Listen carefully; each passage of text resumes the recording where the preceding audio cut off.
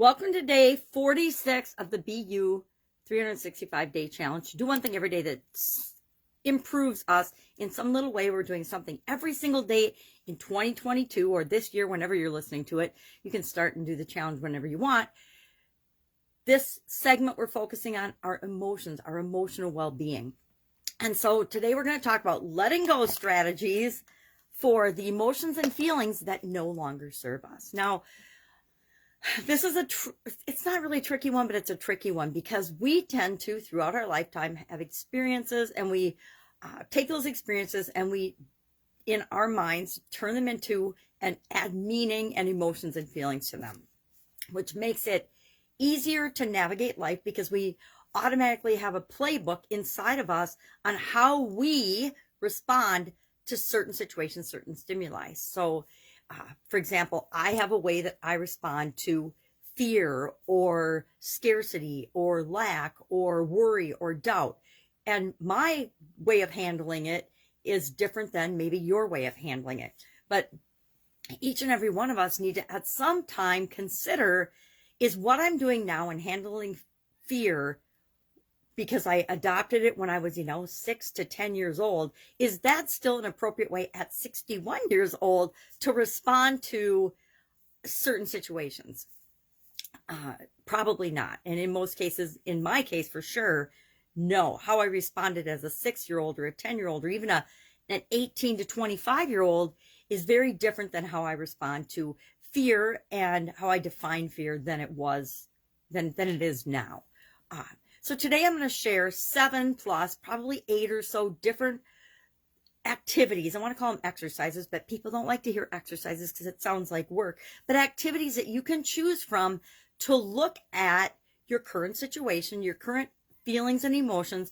And our action item today is going to be to pick one of those activities, do it or try it on for size, and then share the one emotion or feeling that you're committed to, maybe not eliminating from your life, but changing the way you respond to it automatically. And you can use the SOAP framework to do that. You can use all different strategies to do that. Tomorrow, I will share a very personal exercise I went through, and I will go through my letting go strategies. I did a video several years ago now of how to get rid of the belief, and it's a belief, but it's also a feeling and an emotion that permeates everything that we do, the not good enough, right? And not good enough might be a belief or a thought for mindset when we get to that segment. But for right now, I want to use it as a way to demonstrate some of the different letting go strategies that I personally use that I found really, really effective. But today, let's look at, I've got a list of some things, some activities I think that are very helpful that we often don't think about, because not only, and all the things that I'm going to say might come from different areas. They might be our feelings and beliefs about our physical possessions. Now, beliefs and feelings and emotions are all intimately tied together, right? Because feelings are the thoughts we have about the emotions and the things we're feeling in our body, or we're experiencing physically, or hearing or seeing, or our sixth sense. I don't know, I guess I call that feeling, or touching. So life changes all the time, right? Our lives change all the time. That's why I don't respond the same. I don't want to, sometimes I still do, respond to fear in the same way I did when I was 6 years old at 61. So people change, our lives change, our behavior, and things that we need to consider are that sometimes the way we responded in the past, it was perfect for the time in the way that we responded that way. But now that we know better, we can choose how we want to respond more often. Will we still fall into that pattern? Absolutely. I still do it. I catch myself, on a pretty regular basis falling into or discovering new instances of where I'm going back to a previous definition of something. And I just have to remind myself by using one of these activities or exercises that I have the power to decide and choose how I'm going to respond or react to everything. So our behavior, our physical surroundings, our possessions, our ownership, the people, our relationships, our roles, our groups, our connections, our beliefs, our fears, everything changes all the time, including us. And that means that we have to be willing to look at and let our emotions and feelings and reactions change and morph as we grow and become and improve as people. We want our emotional intelligence, our emotional responses, our feelings to change and morph and grow and become more of what we want and less of what we don't want over time. So what are some of these activities? Well, number one, we can think about the different life stages that we go through. You know, there's 4 or 5 main stages that we go through. There's, when we're first babies in childhood, and then there's adolescence, which is a challenge for all of us for the most part. Some people breeze through it, but I don't know very many people that have just breezed through adolescence with no challenges whatsoever. Early adulthood, settled adulthood, and then aging and death. Those are considered the 5 main categories and the 5 main stages of life. And different things happen in all of them. And we have different emotions and feelings associated with each of those different stages. So you could go back and you could think about different stages. And I like to pick one emotion or feeling at a time to work on when I'm doing any of these activities, and asking myself some questions about it to say, do I even want to let go of this? Guess what? There are responses to certain stimuli that I absolutely positively choose to still have, even though I developed them when I was really, really young. And because they serve me, they increase my resilience, they make me feel stronger and more personally powerful. So I choose to have those same responses, even though, but I came upon that decision consciously by choosing it, not just ad hoc, what I've always done before, I just keep doing. I mean, one of my most dreaded phrases in corporate America was always, well, that's the way we've always done it. Okay, well, just because you did it 25 years ago doesn't mean things haven't changed and there isn't a better way of doing it today.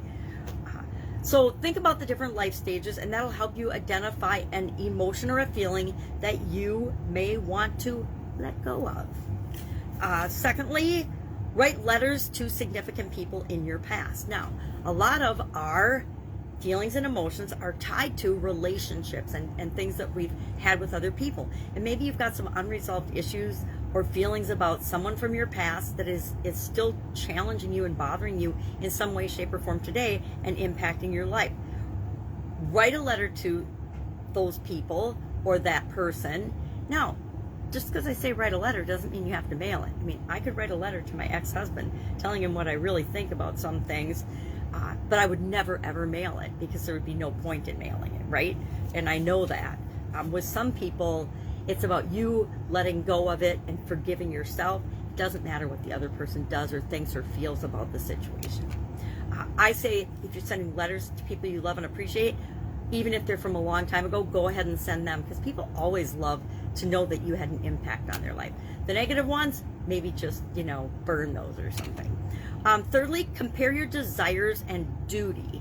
Now, this was a biggie for me because in the past, 10, 20 years ago, I did everything I thought I should do, right? My duty, or all the shoulds I should do in the world, not necessarily what was good for me or what I wanted to do. So that's a good one to look at.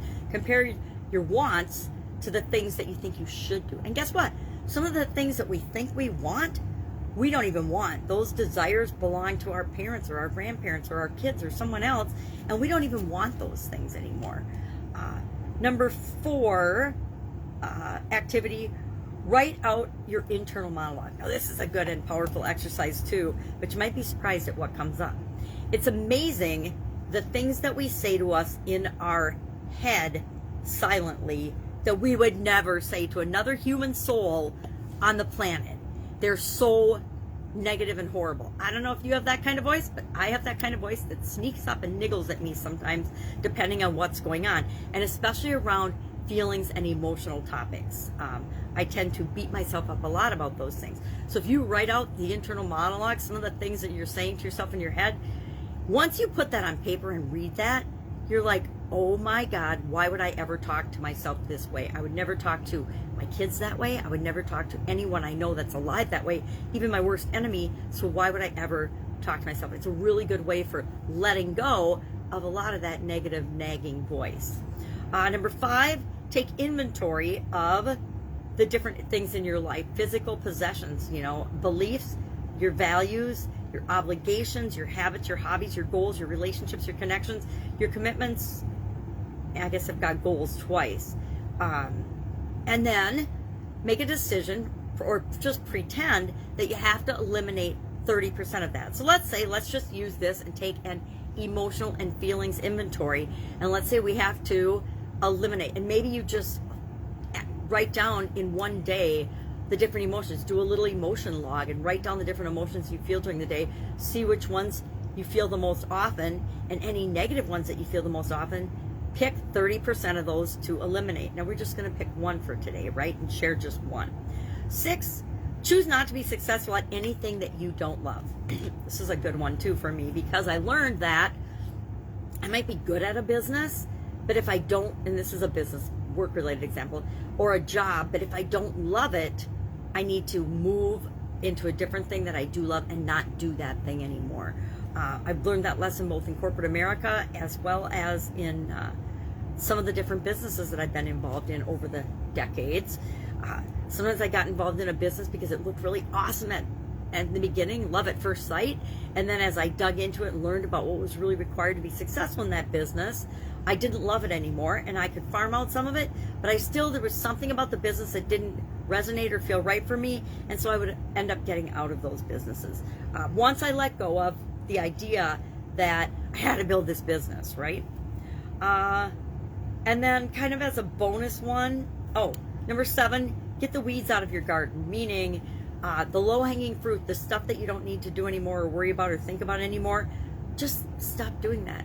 Do you really need to vacuum your living room every single day? And then there's a whole book on, do you need to make your bed every day? I personally like making my bed every morning, but some people think that you can have freedom by not making your bed every day. So just like anything else, there's two sides to every coin. One way works for some people, the other way works for other people, and there's infinite possibilities in between that work for everybody else. And then as a bonus one, think about what you enjoy versus value. Think of the enjoyment value of something and the emotional value of something versus the physical value of it. This one comes into play a lot with respect to our jobs, our occupations, our education, our money, even our relationships.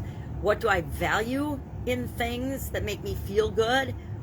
And what's the value of those things? And how do I value and define the value versus how much do I enjoy? How much enjoyment, happiness, fulfillment does something give me? And that's a good way to identify things that we can just let go of.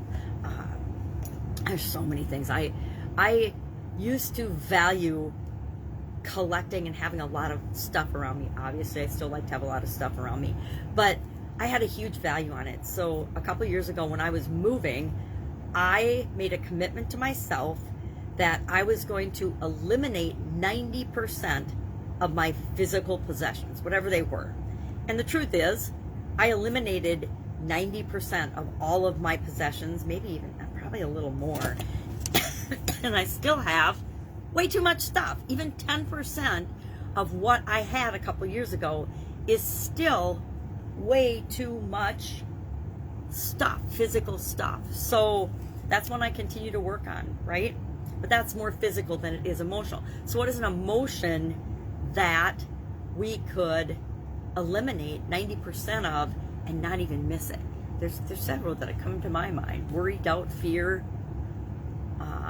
uncertainty, not feeling good enough, that whole list of, being a victim, making excuses. There's so many things that we do on a regular basis that we could just let go of, and they would make our life so much better, and they're not really that hard to let go of.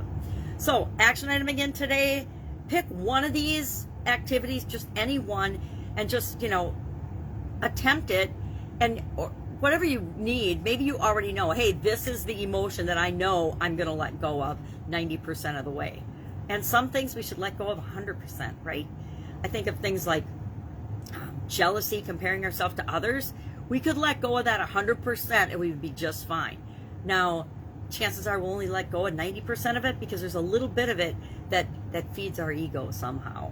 So that's it. Pick the emotion, share the one emotion or feeling that you're going to work on and that you're committed to altering and letting go of.